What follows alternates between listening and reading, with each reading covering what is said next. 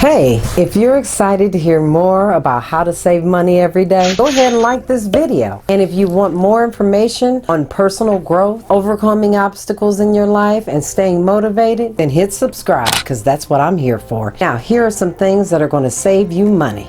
There's a lot going on right now. Inflation is up. Nobody has two nickels rubbed together. That is why I'm here today, to help you save some money. So the first thing on the list is Groupon. If you're unfamiliar with Groupon, it is an app that you can put on your phone, or you can go online to Groupon, and it gives you discounts on activities and products and services. There isn't a whole lot that you can't find. So before you head out those doors or before you go shopping, check Groupon first to see if you can save yourself some money. The second thing is everybody's paying for multiple streaming services like Netflix and Hulu and Amazon. Shut them all down except for one.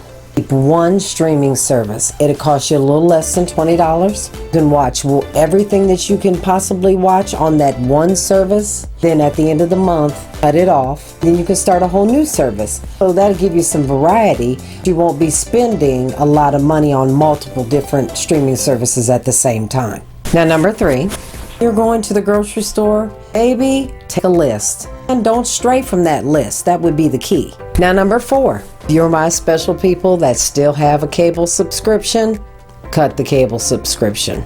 My friend was telling me she was paying almost $200 a month. That is ridiculously expensive. Imagine saving $180 a month just by cutting your cable. Think about that.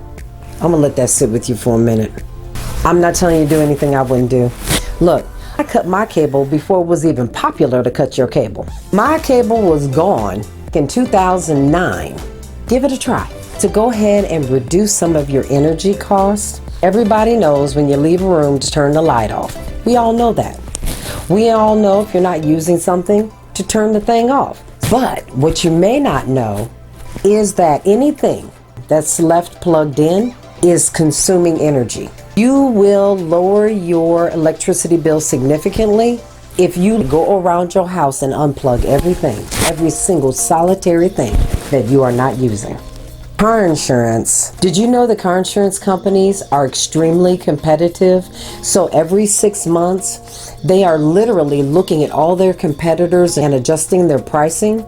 It would behoove you every 6 months to kind of go out there and do a quote on your insurance. You may find that you can get it a lot cheaper just by switching companies. This one's going to be unpopular because everybody loves their specialty drinks. But Starbucks coffees and specialty drinks like those can cost over $5 depending on what you get. And if you're doing that every single day, by the end of a work week, you've spent $25. Do you realize that's costing you $100 a month? Girl, that's a bill. I ask you, how much does it cost you to make that same coffee at home? The same thing goes for packing your lunch. During the week, if you eat out for lunch every single day, it's going to cost you about $10 a day. That is $50 a week. Imagine how much you could save if you took that same $50 and got things that you could make at home and pack and bring with you to work. Now, if you do just the last 2 things I said, you'll save yourself $150. Now, this is a big one, and this is what I stand and live by. Repair, do not replace. I'm famous for this. I won't buy anything new unless it's absolutely broken. You see, folks, there's a reason that Menards, Home Depot, and Lowe's sell their products directly to us. It's because we have the ability to fix these things ourselves. We just need the knowledge. I suggest you go online the next time something breaks and look on YouTube. There's a ton of people on YouTube with a wealth of knowledge, and they know how to fix things.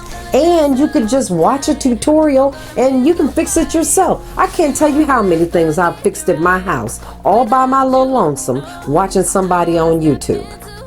The next thing is, get a programmable thermostat. You can program it to turn on to fit your schedule. So if you're home in the evening after 5 p.m., perhaps you don't have the thermostat come on until like 4. Imagine the money you'll save if your heat isn't blaring all day with nobody in the house. The next one is utilize your public library. This is my public service announcement in case you didn't know. Utilize your public library. It's free. Let me tell you, they have Wi-Fi there, low-cost printing and faxing, audio books, music, movies, regular books. If you like to smell those pages opening up in your old school, they have activities that they run for the kids and programming. I suggest you check out your local library. You'd be very surprised at what they have available. As the next tip is you can always use the 50-30-20 rule. And what that means is 50% of what you bring home should go to your needs. 30% should go on your wants. And 20% should go on your savings or towards retirement. Visit your local farmers market. The fruits and vegetables, they're absolutely beautiful. And you'll pay a fraction of the cost that you will in your local grocery store. The quality is a whole lot better as well. I encourage you to keep an eye on your tire pressure. Not only is it important for safety, if your tires aren't inflated properly, it will affect your gas mileage. You will use more gas. Think about it. If your tires are not inflated properly and they're kind of flat, you're dragging that car along. Fill your tires up so it can just roll on down the freeway. It ain't being pulled. Let's take advantage of those fuel perks through grocery stores or warehouse clubs like Sam's and Costco. But keep in mind, it's not a good deal if you have to spend more to get it. You're a little excited because you're about to save 50 cents at the store on gas or some kind of product, but it takes you an hour to get there. You haven't saved any money, honey. You haven't saved not a dime. It costs you more to get there. Patch all your errands together. Take one day and do all the errands that are really short and they're really close to the house. And get everything done on that one trip. Look online for free events. I'm all about that. There are so many things out there to do. You can just type in your browser free events and then put in whatever city you're in. You'd be amazed at the things that you can go do that are actually a lot of fun that don't cost you a dime. Now here's a couple things that people don't know. Shop on Wednesdays. Did you realize the grocery stores launch all their new sales on Wednesday in the middle of the week? Get your gas for your car on Tuesdays. Most gas stations drop the prices on Tuesdays. Try the $5 bill trick. Now I learned this from I think it's called the Money Savings Mom. Anyway, it's this neat little lady, and she told this whole story about how every time she got a $5 bill, regardless of where she got it from, she put that $5 bill in a jar. Well, honey, do you know by the end of the year that woman had $4,000?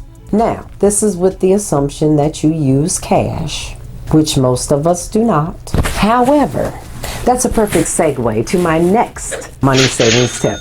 Put that debit card and credit card away. When you get paid, take out a certain amount of money to spend on your essential items for the week. When that money's gone, it's gone. Your spending is done. Even if you're someone who don't necessarily like to use cash, I suggest you try this, if nothing else, for 1 week. You'll be surprised at how much you learn about your spending and how much you actually spend. You'll end up spending less because you can physically see your money leaving. The next money saving tip is we're all good for putting something in our Amazon cart or dropping something in our Walmart cart. Well, I suggest once you put those things in your cart, walk away. Leave them in your cart for 24 hours and then come back. This just kind of helps you put a pin in it for a moment and take a look at how necessary that purchase is, especially if you're someone that tends to buy through impulse. This will make you stop and slow down some of that impulse and make you make more responsible, logical choices. I hope that you will use at least a few of these ideas. If you do, I guarantee that you will save some money. If you like this video, please hit the like button and share it with your friends. My whole goal today was to put your life back into some financial balance. And as always, I will see you next Thursday.